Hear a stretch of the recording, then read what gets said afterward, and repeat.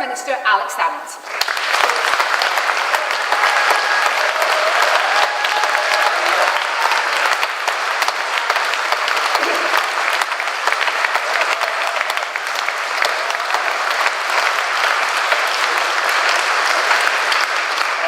I saw the story that Tasmina was referring to, and actually the first line said, former First Minister calls for abolition of Scotland. Can I just, that wasn't me. That was another former First Minister. I mean, actually, I was quite disappointed when Amy MacDonald said she wasn't leading the Hampden crowd anymore. That, you know, I thought as a former First Minister, I might have been a natural person to turn to do that, but no invitation has come in yet. Mind you, if you wanted to see Murdo Fraser really having apoplexy, then that would be the way to get it done. As for the reference to my erstwhile colleagues at the SNP rowing backwards, I'm not really going to spend too much time about it except to say this. I don't actually know whether the SNP are rowing backwards, sideways, forwards or round in circles, which seems to be probably what's happening. All I would say is this: I've never known a group of people looking at the social media devote so much time and energy, ingenuity and effort into telling people what they shouldn't be doing, and so little time and effort into explaining what they are doing. It seems to me they've got things the wrong way around. You know, if you're the national movement, you're trying to achieve something, you should be coming up sparkling with ideas, initiatives, strategies to move the case forward. Don't spend your entire life running doing other folks' strategies. You might allow them the semblance of respect to say, well, at least they're thinking of something. And what I liked so much about the first of these national special assemblies 4 weeks ago in Perth is that it was full of ideas. It was full of proposals. People wanted to contribute. Have you thought about this? What about this? Isn't this a better way to do things? And that's exactly where you should be. Distilling these ideas and then positively coming to its strategy to take the country forward. Now, there was a strategy paper sent out which outlined the 7 ideas, the 7 best groupings from that Perth Assembly. Now, this meeting is not exclusive to these, but it is quite helpful to take these forward so that we come forward to conclusions. What Alba is doing as a party, we're taking the advice of these Assembly meetings, and then we're going to be taking that to our own policy resolution on February the 11th. But other groups and other folk are perfectly entitled to pick and choose. It's like when you used to have Woolworths and you could pick and mix at the beginning before you went in. So other groups, organisations, take out what ideas look best for you, but above all, be positive. Don't run down other folks' ideas.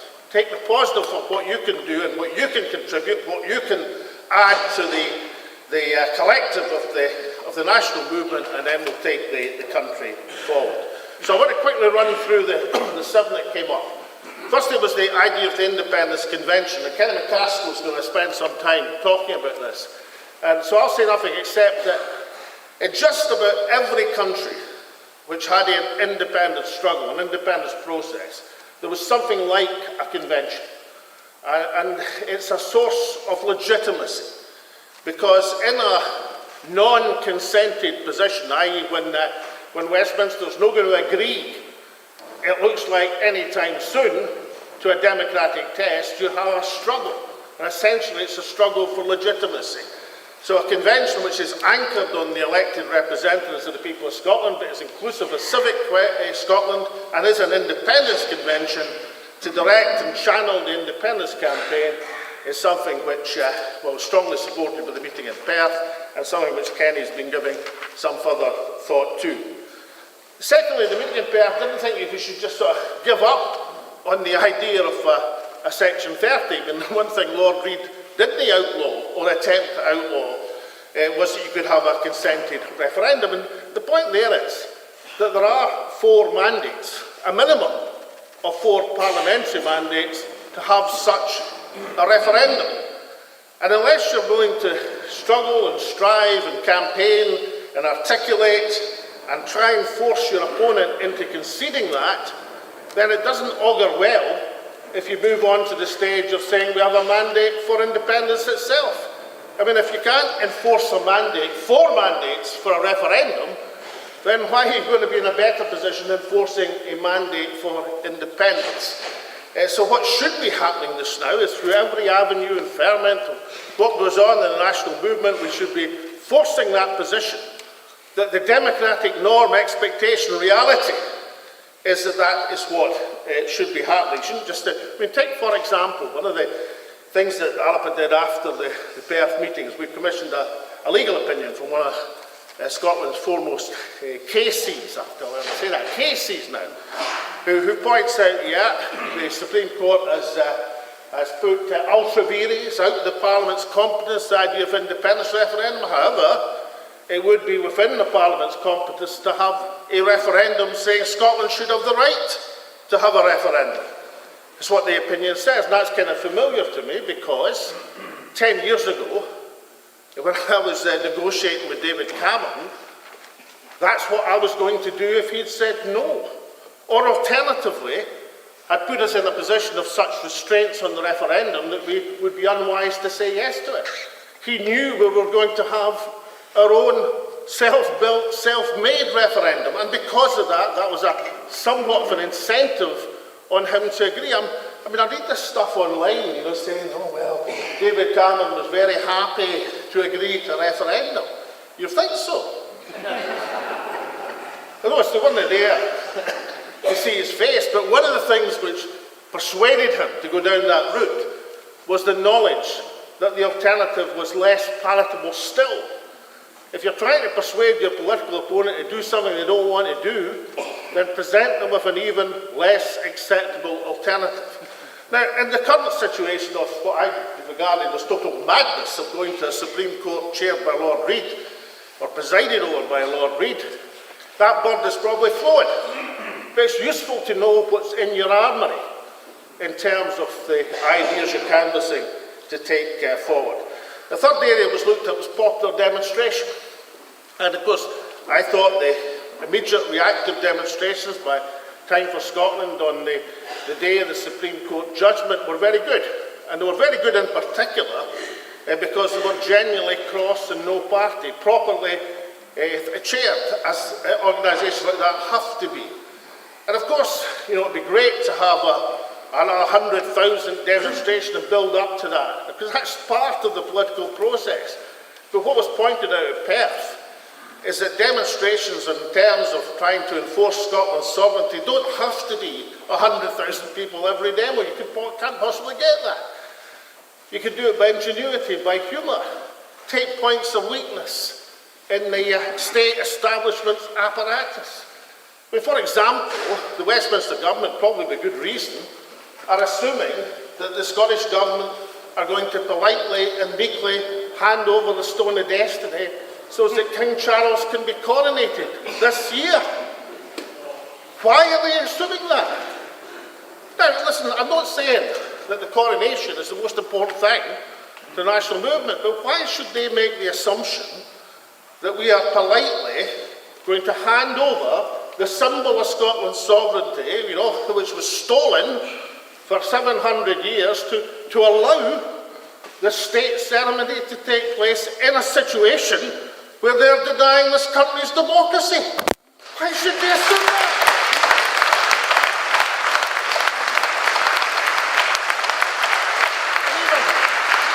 I don't want to push the erstwhile colleagues too far. I don't want them to get too radical. But even if they held out for a week, maybe, just to illustrate the point to the international community that King Charles's coronation is in doubt, not because of a book being published in America, but because he might not have anything to sit on. And I'll tell you, with the length of these ceremonies, that is a real problem. Tell me about it these days. It's a real problem. So, look, what I'm saying is, and what was illustrated, I thought, rather well by Pensioners for Independence, incidentally, when they were pointing out that when it comes to civil disobedience campaigns, You know, we have often been thought of as the preserving young. Actually, often it's pensioners who are in the best position because they're subject to the least pressure in many ways of ingenuity, humour, hitting the other side where it hurts in a peaceful way, but making the point that you don't tolerate a situation where the Westminster government is denying the essential rights of the Scottish nation. You know, I'm quite certain there are pictures of me shaking hands with David Cameron, standing smiling.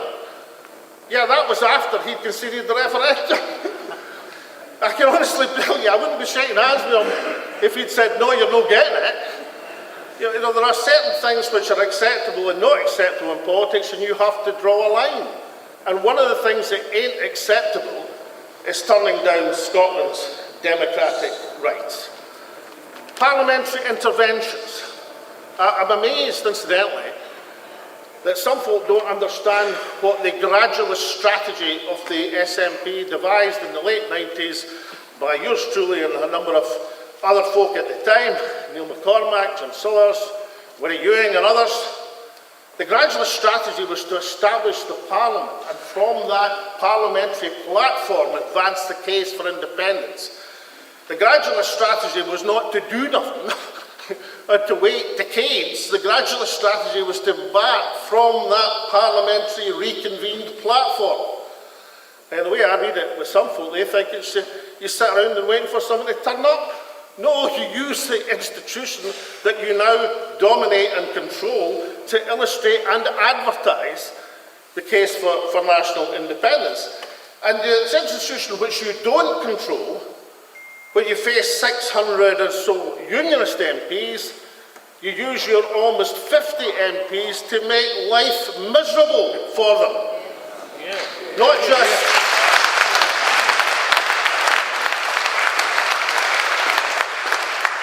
I mean, I'm going to, Neil Hanby is going to say a few words about a variety of ideas, but you know, it's not just a question of giving Speaker of the House of Commons apoplexy, it's the rest of them as well.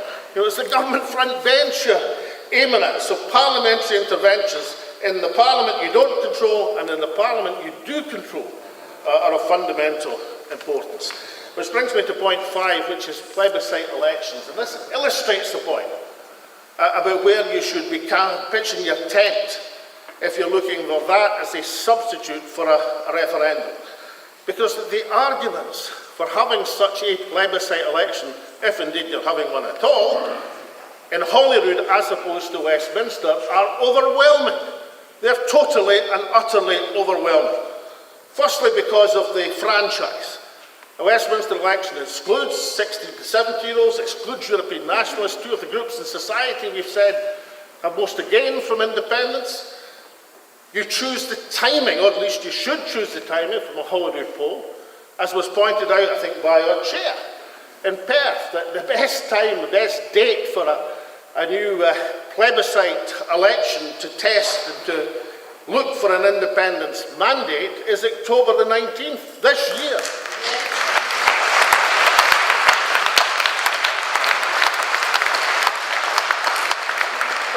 The date where it was promised, and promises are meant to mean something. If you say to the national movement, we're going to have that vote, as I mean, I read Pete Wishart, you know, he was certain, he was absolutely certain and proclaimed that that was Scotland's date for destiny.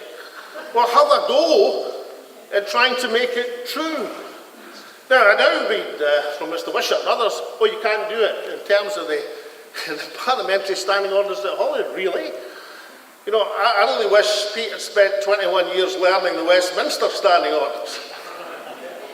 But he's not been at Holyrood at all. If you control the Parliament, if you have 65 members of Parliament plus, you control the standing orders. You can amend, as Wings for Scotland pointed out this morning, the Scotland Act at section 3, so as it takes a majority, not a two-thirds majority, to call an election. Nothing unusual about that. I can promise you that just about every parliament in the world has the right to dissolve itself by majority. So that's a simple matter. because you've got the right to amend that section of the Scotland Act by majority. Or alternatively, just amend the standing orders to say that a replacement First Minister for an extraordinary election can only be elected if they get a majority of the Parliament, which you control, which you've got more than 65 people. And the amount of effort that goes in by some folk saying, oh, if only we could do that. If only we could, you write the rules. That's the point of winning an election. The election has been won. If you want a Holyrood plebiscite, then you can arrange it for October the 19th this year.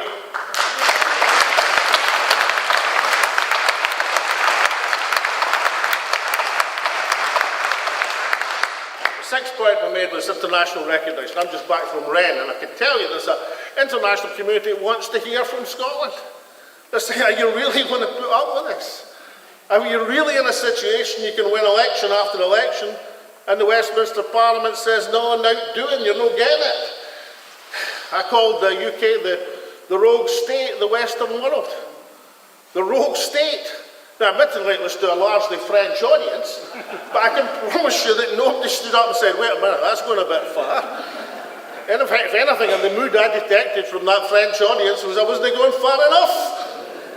So the international appeal, however it's framed, is going to be crucial. Not as a substitute for winning this battle here in Scotland, because it can never be that, but because as friends and allies you'll need at a point where you're looking for recognition and legitimacy. And the more that message is spread, then undoubtedly the better. And finally, the point made, and I know that we've got Robin McAlpine here, who's going to say a word or two about this in a few minutes, but that's refurbishing the case for independence. We're in 2023 now. 9 years on from when we fought the referendum in 2014, the world has changed enormously. In 2014, I don't think there was a single person in the referendum campaign that said, listen, you're not running the Scottish Parliament very well. But there wasn't large sections of society who felt they were being discriminated against or their rights jeopardised, like women do at the present moment because of what's happening in the Scots Parliament. But the world has changed in so many ways. Brexit should have been and still is the greatest opportunity in terms of seizing the moment for independence. But that changes how the platform on which we have to fight independence. As I said to the meeting in Perth, let's just imagine you're sitting there negotiating with Rishi Sunak or whoever's Prime Minister next month and say, we're ready for our independence. And Rishi looks at you and says, well, what's your trading relationships going to be? Now, an effective answer, whatever your ultimate destination for Scotland is not to say, well, look, in 5 years' time we'll be back in the European Union. That does not cut it in terms of the position that we are now in. Your answer has to be, look, in 2 months' time we're going to be part of the European Free Trade Association, we'll have secured all the trade deals, we'll go back into the single market, so whatever the polite definition of yours is in terms of the negotiations, you have to put yourself in policy terms into a position where you can successfully negotiate. Because, as we've seen in the process of getting independence, our opponents are not going to be playing cricket. They're going to be bowling googlies and bouncers, and you have to have a platform which can stand the test of that, and we have to refurbish. And the point of inspiration, which is what independence is about. It's about what Scotland could be, what we can be, what we can achieve for all people here, and many more who want to come to our beautiful country.